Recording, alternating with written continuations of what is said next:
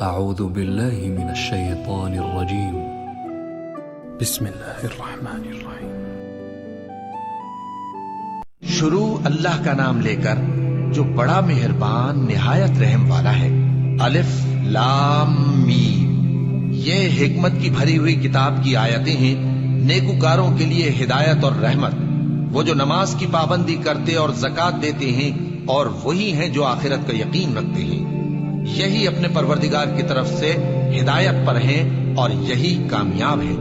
اور لوگوں میں بعض ایسا ہے جو بیہودہ حکایتیں خریدتا ہے تاکہ لوگوں کو بے سمجھے اللہ کے راستے سے گمراہ کرے اور اس سے ہنسی کرے۔ یہی لوگ ہیں جن کو ذلیل کرنے والا عذاب ہوگا، اور جب اس کو ہماری آیتیں سنائی جاتی ہیں تو اکڑ کر منہ پھیر لیتا ہے، گویا ان کو سنا ہی نہیں، جیسے اس کے کانوں میں ثقل ہے۔ تو اس کو درد دینے والے عذاب کی خوشخبری سنا دو۔ جو لوگ ایمان لائے اور نیک کام کرتے رہے، ان کے لیے نعمت کے باغ ہیں، ہمیشہ ان میں رہیں گے۔ اللہ کا وعدہ سچا ہے اور وہ غالب ہے، حکمت والا ہے۔ اسی نے آسمانوں کو ستونوں کے بغیر پیدا کیا جیسا کہ تم دیکھتے ہو، اور زمین میں پہاڑ بنا کر رکھ دیے تاکہ وہ تم کو لے کر ڈولنے نہ لگے، اور اس میں ہر طرح کے جانور پھیلا دیے۔ اور ہم ہی نے آسمان سے پانی نازل کیا، پھر اس میں ہر قسم کی نفیس چیزیں اگائیں۔ یہ تو اللہ کی تخلیق ہے۔ اب مجھے دکھاؤ کہ اللہ کے سوا جو ہستیاں ہیں انہوں نے کیا پیدا کیا ہے۔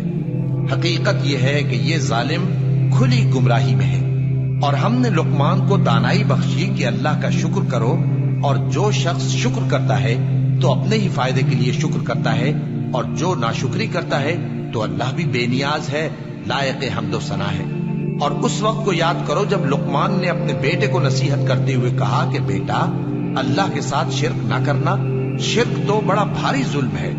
اور ہم نے انسان کو، جسے اس کی ماں تکلیف پر تکلیف سہ کر پیٹ میں اٹھائے رکھتی ہے، پھر اس کو دودھ پلاتی ہے، اور آخر کار 2 برس میں اس کا دودھ چھڑانا ہوتا ہے، میں نے تاکید کی ہے کہ میرا بھی شکر کرتا رہے اور اپنے ماں باپ کا بھی، کہ تم کو میری ہی طرف لوٹ کر آنا ہے۔ اور اگر وہ دونوں تجھ پر زور ڈالیں کہ تو میرے ساتھ کسی ایسی چیز کو شریک کرے جس کا تجھے کچھ بھی علم نہیں، تو ان کا کہا نہ ماننا۔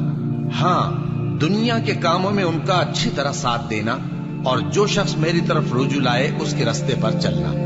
پھر تم کو میری طرف لوٹ کر آنا ہے، تو جو کام تم کرتے رہے ہو سب سے تم کو آگاہ کر دوں گا۔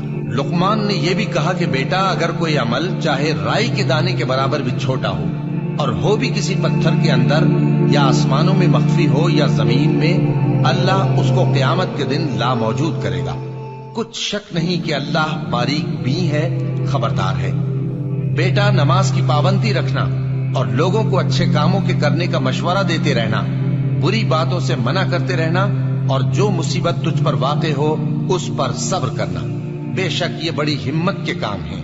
اور تکبر کرتے ہوئے لوگوں کے سامنے گال نہ پھلانا، اور زمین میں اکڑ کر نہ چلنا، اس لیے کہ اللہ کسی اترانے والے شیخی خورے کو پسند نہیں کرتا۔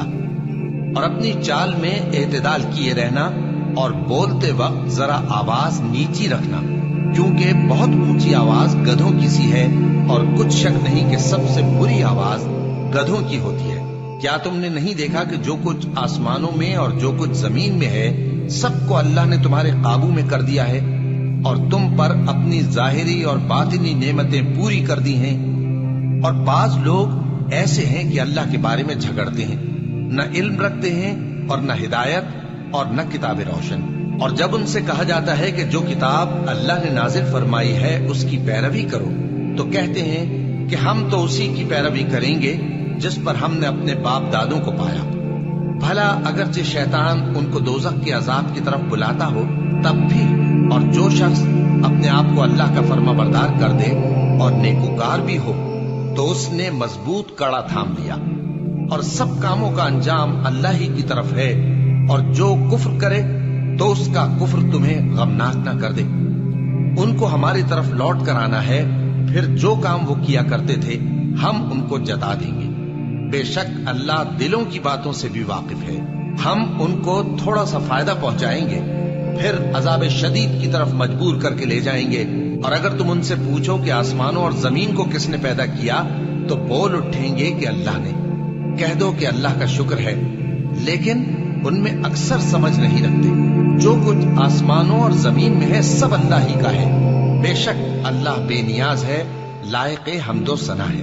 اور اگر یوں ہو کہ زمین میں جتنے درخت ہیں سب کے سب قلم ہو اور سمندر کا تمام پانی سیاہی ہو اور اس کے بعد 7 سمندر اور سیاہی ہو جائیں تو اللہ کی باتیں یعنی اس کی صفتیں ختم نہ ہوں۔ بے شک اللہ غالب ہے، حکمت والا ہے۔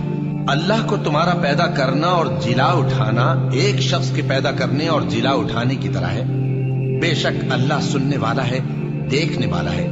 کیا تم نے نہیں دیکھا کہ اللہ ہی رات کو دن میں داخل کرتا ہے اور دن کو رات میں داخل کرتا ہے، اور اسی نے سورج اور چاند کو کام میں لگا رکھا ہے، ہر ایک وقت مقرر تک چل رہا ہے، اور یہ کہ اللہ تمہارے سب اعمال سے خبردار ہے۔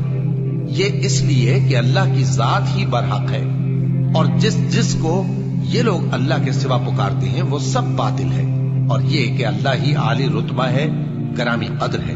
کیا تم نے نہیں دیکھا کہ اللہ ہی کی مہربانی سے کشتیاں سمندر میں چلتی ہیں تاکہ وہ تم کو اپنی کچھ نشانیاں دکھائے؟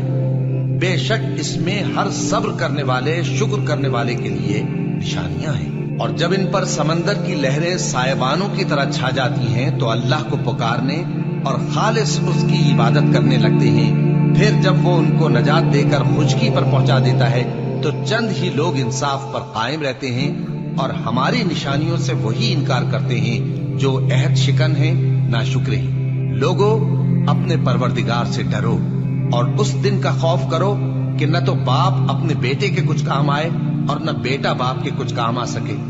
بے شک اللہ کا وعدہ سچا ہے، بس دنیا کی زندگی تم کو دھوکے میں نہ ڈال دے، اور نہ وہ بڑا فریب دینے والا شیطان تمہیں اللہ کے بارے میں کسی طرح کا فریب دے۔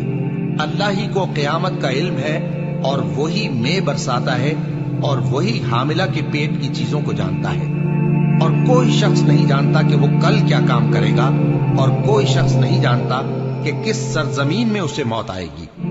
بے شک اللہ ہی جاننے والا ہے اور خبردار ہے۔